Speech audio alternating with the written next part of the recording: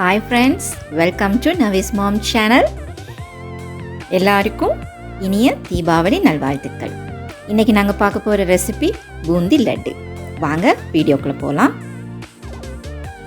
1/2 cup கடலை மாவு, 1/4 teaspoon baking soda,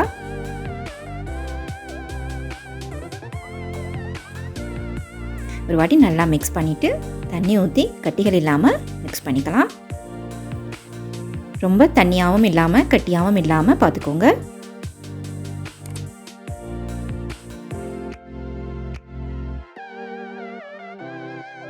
பாருங்கள், இது சரியான பதம். அடுத்ததாக நாங்கள் சர்க்கரை பாகு ரெடி பண்ணிக்கலாம். நான் ஒரு பாட்டில் 1/2 கப் சர்க்கரை ஆட் பண்ணிக்கிறேன். சர்க்கரை மூழ்கிற அளவு தண்ணி சேர்த்துக்கிட்டால் போதும். மிக்ஸ் பண்ணி விட்டுடலாம்.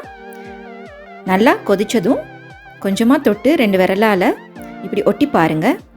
ஒரு கம்பி பதம் சரியான அளவு. அடுத்ததாக பூந்தியை பொரிச்சு எடுத்துக்கலாம்.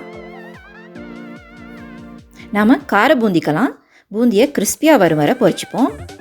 ஆனால் லட்டுக்கு பூந்தியை ரொம்ப நேரம் பொரிக்கக்கூடாது.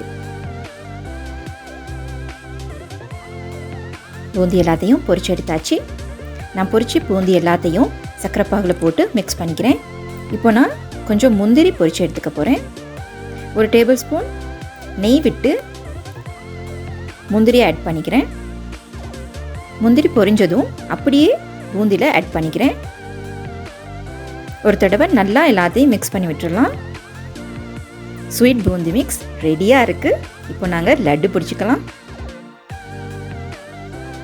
பாருங்கள், ரொம்ப ஈஸியாக ரொம்ப குயிக்காக செஞ்சுக்கிட்டோம். நீங்களும் கண்டிப்பாக வீட்டில் ட்ரை பண்ணுங்கள். என்ன ஃப்ரெண்ட்ஸ், இந்த ரெசிபி உங்களுக்கு ரொம்ப பிடிச்சிருக்குன்னு நினைக்கிறேன். ரொம்ப ஈஸியாக செஞ்சுக்கக்கூடிய ரெசிபி தான். கண்டிப்பாக நீங்களும் வீட்டில் ட்ரை பண்ணுங்கள். எப்படி வந்துச்சுன்னு எனக்கு கமெண்ட் பண்ணுங்கள். பிடிச்சிருந்தா லைக் பண்ணுங்கள், ஷேர் பண்ணுங்கள். நம்மளோட சேனலை இன்னும் சப்ஸ்கிரைப் பண்ணலாம், சப்ஸ்கிரைப் பண்ணுங்கள். பெல் பட்டனையும் மறந்துடாமல் ப்ரெஸ் பண்ணிடுங்க. இன்னொரு சூப்பரான வீடியோவில் உங்களை எல்லாத்தையும் நான் சந்திக்கிறேன். Bye for now.